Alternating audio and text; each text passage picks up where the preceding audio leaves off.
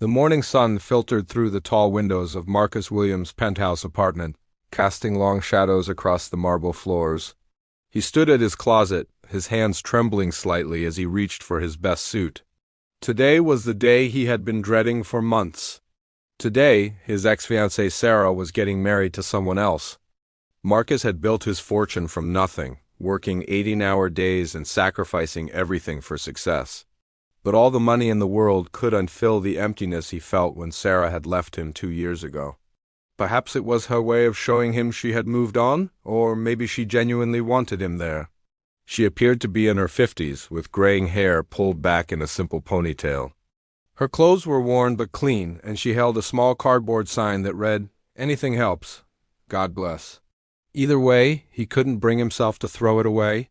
She said he loved his business more than he loved her. Maybe she was right. The wedding invitation had arrived 3 weeks earlier, elegant cream cardstock with gold lettering. He wondered why Sarah had sent it. As Marcus walked through downtown on his way to pick up his car, he noticed a woman sitting on the steps of the old cathedral. Something about her quiet dignity caught his attention.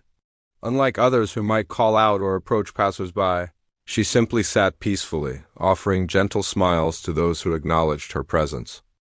"Excuse me," Marcus found himself saying, stopping in front of her. "What's your name?" The woman looked up, surprised by the direct question. "I'm Rose," she replied softly. "Rose Martinez." Marcus studied her face.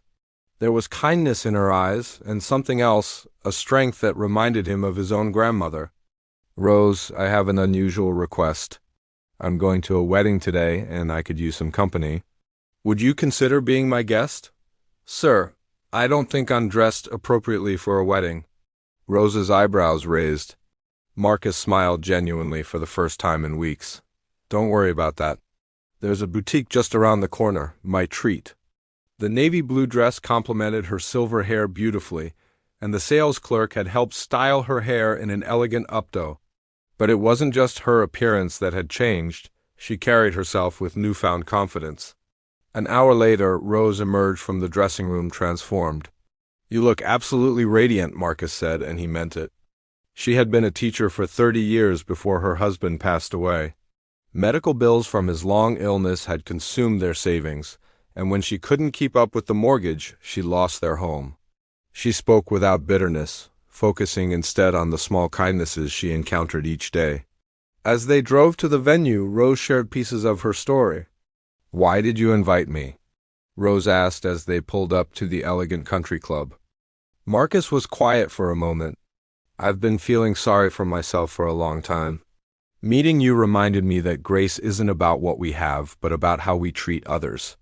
Marcus felt a pang in his chest, but to his surprise, it wasn't jealousy. It was a bittersweet happiness for her. The wedding ceremony was beautiful.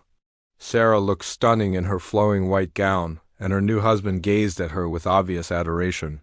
She had spent the evening making cutting remarks about the flowers, the music, and several of the guests.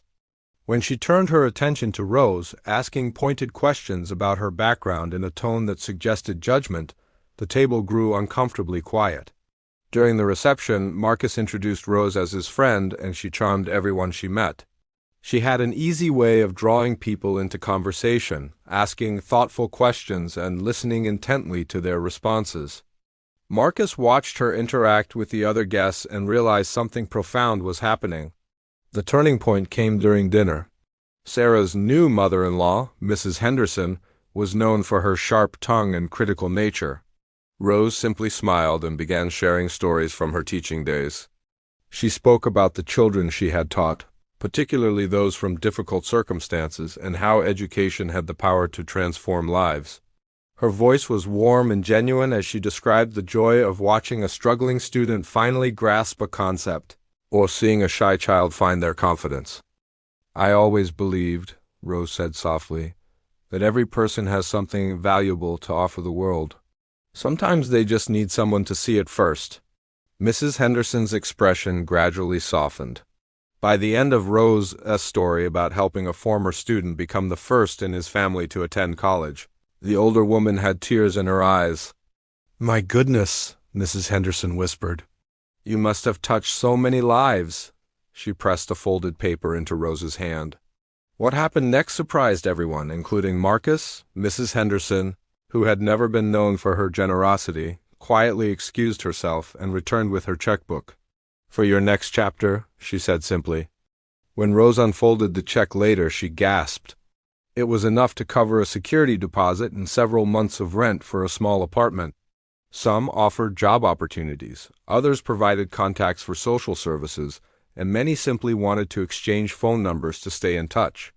By the end of the evening, Rose had a small notebook filled with names and numbers of new friends.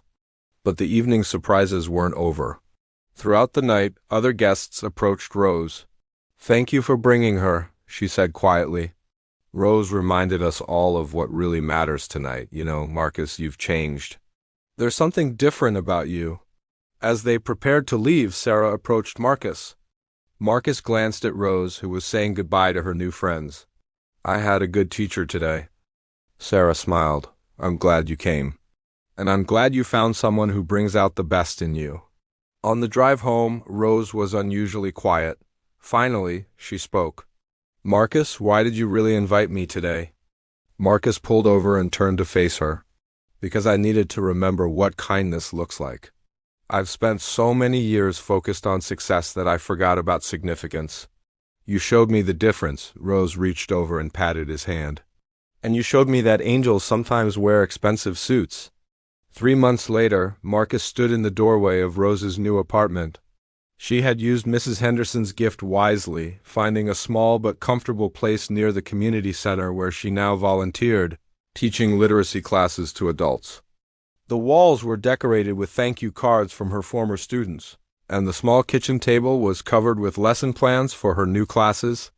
Rose had found her purpose again, and Marcus had found something he hadn't even known he was looking for, the satisfaction that comes from using his resources to lift others up. "You know," Rose said, handing him a cup of coffee, "sometimes the most unexpected invitations lead to the most beautiful destinations." Marcus smiled, thinking about the scholarship fund they had established together and the literacy center they were planning to build. "I couldn't agree more, my friend. I couldn't agree more." Outside, the afternoon sun painted the room in golden light, and both of them understood that sometimes the greatest gifts come disguised as simple acts of kindness.